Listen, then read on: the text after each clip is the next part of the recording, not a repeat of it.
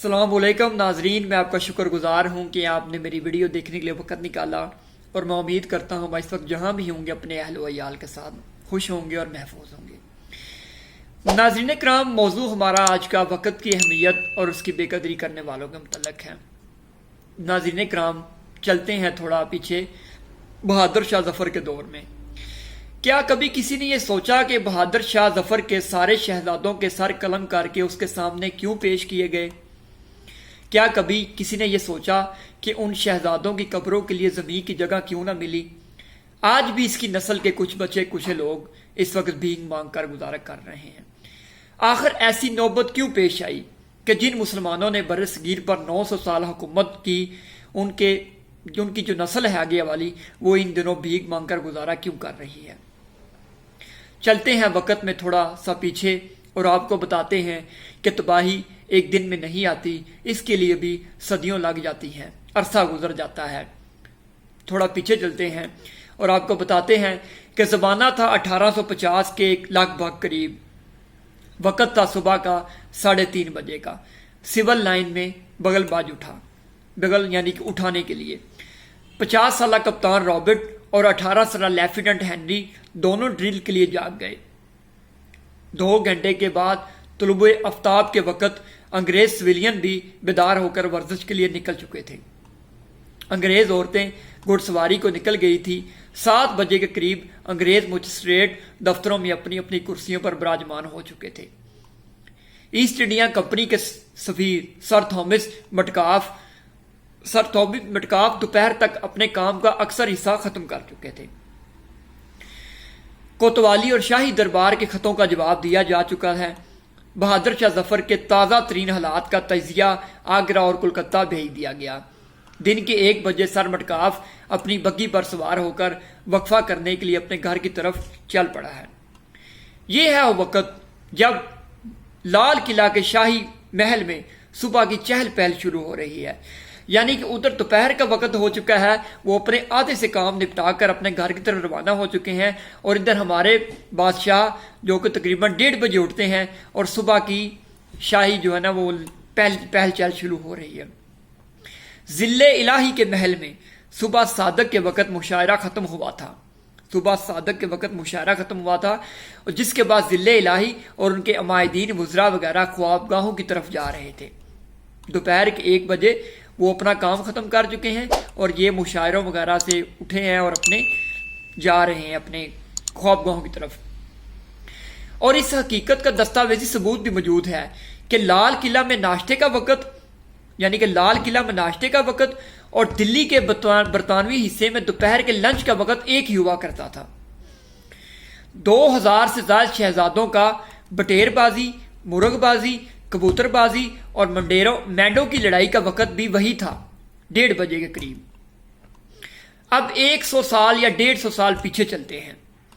برطانیہ سے نوجوان انگریز کلکتہ، بگلی اور مدارس کی بندرگاہوں پر اترتے ہیں۔ برسات کا موسم ہے، مچھر ہے اور پانی ہے، اور ملیریا سے اوسطاً 2 انگریز روزانہ مر رہے ہیں، لیکن ایک شخص بھی اس مرگ آباد سے واپس جاتا۔ لارڈ کلایو بہرول گھوڑے کی پیٹھ پر سوار رہتا ہے۔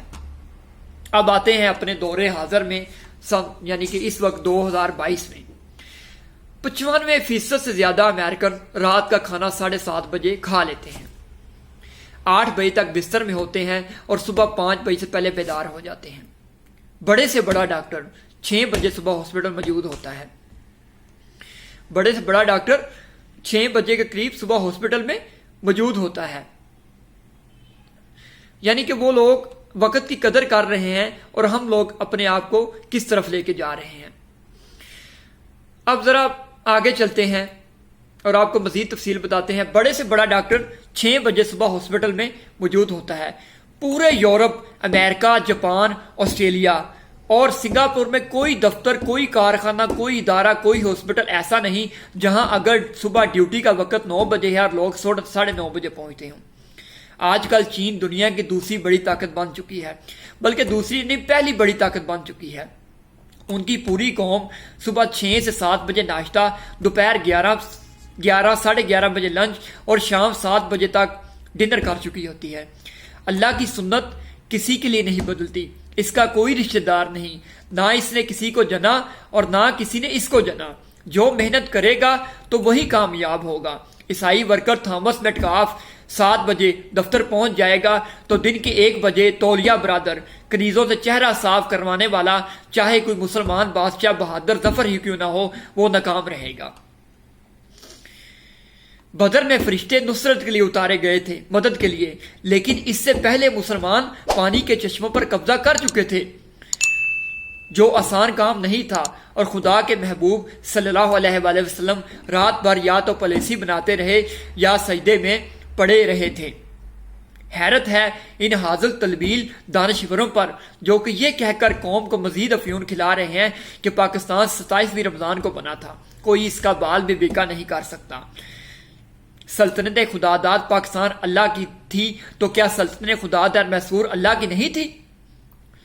جس ملک کے ووٹر ذہنی غلام ہوں، پیر گنڈے ہوں، مولوی منافق ہوں، ڈاکٹر بے ایمان ہوں، سیاستدان اور پولیس چور ڈاکو ہوں، کچہری میں بیٹھک ہو، ججز بے اعتبار ہوں، لکھاری و اداکار بھانڈ ہوں اور حاکم وقت کے خوشامدی ہوں، گلوکار درباری ہوں، ٹی وی چینل پر مسخرے بٹھا دیے جائیں، تاجر بے ایمان ہو جائیں، سود خور ہو جائیں، دکاندار چور ہوں، عوام بے کرام ہوں، اور جہاں 3 سال کی بچی سے لے کر 50 سال کی عورتوں کا ریپ کیا جاتا ہو، مجرموں کو سیاسی دباؤ میں لا کر چھوڑ دیا جائے اور اشرفیہ کو گناہوں کو صداقت اور امانت کے مصنوعی ترازوں پر تول کر ان کو نہ صرف بے گناہ قرار دیا جائے بلکہ اعلیٰ ترین سند عطا کی جائے، اس ملک کے نصیب پر صرف ٹھنڈی آہ بھری جا سکتی ہے۔ اسلام آباد مرکزی حکومت کے دفاتر ہوں یا صوبائی دفاتر یا نیم سرکاری ادارے، یا ہر جگہ لال قلعہ کی طرز زندگی کا دورہ ہے۔ کتنے وزیر، کتنے سیکٹری، کتنے انجینئر، کتنے ڈاکٹر، کتنے پولیس افسر، کتنے ڈی سی او کلرک، کتنے صبح 8 بجے اپنی ڈیوٹی پر موجود ہوتے ہیں۔ کیا اس قوم کو تباہ و برباد ہونے سے دنیا کا کوئی بھی فرد یا کوئی بھی قوم بچا سکتی ہے، جس میں کسی کو اس لیے مسند پر نہیں بٹھایا جا سکتا کہ دوپہر سے پہلے اٹھتا ہی نہیں، اور کوئی اس بات پر فخر کرتا ہے کہ وہ دوپہر کو اٹھتا ہے لیکن دوپہر تک ریموٹ کنٹرول کھلونوں سے دل بہلاتا ہے، اور جبکہ کچھ تو اس بات پر فخر کر رہے ہوتے ہیں کہ ہم تو اٹھتے ہی 3 بجے ہیں۔ کیا اس معاشرے کی اخلاقی پستی کی کوئی حد باقی رہی ہے؟ جو بھی کام آپ دوپہر کو زوال کے وقت شروع کریں گے وہ زوال کی طرف ہی جائے گا، کبھی اس میں برکت و ترقی نہیں ہوگی۔ اور لہٰذا یہ مت سوچا کریں کہ میں صبح اٹھ کر کام پر جاؤں گا تو اس وقت لوگ سو رہے ہوں گے، میرے پاس گاہک کہاں سے آئیں گے، اور جبکہ اللہ تعالیٰ نے واضح طور پر قرآن مجید میں فرمایا ہے کہ رزق دینے والی صرف وہی ذات ہے۔ وطن عزیز کی بقا اور اپنی ترقی کی خاطر وقت کی قدر کیا کریں۔ اور اگر آپ کو میری ویڈیو پسند آئی ہو تو کائنڈلی اس ویڈیو کو شیئر کیجیے گا اور چینل کو سبسکرائب کرنا مت بھولیے گا۔ اللہ حافظ، اللہ نگہبان۔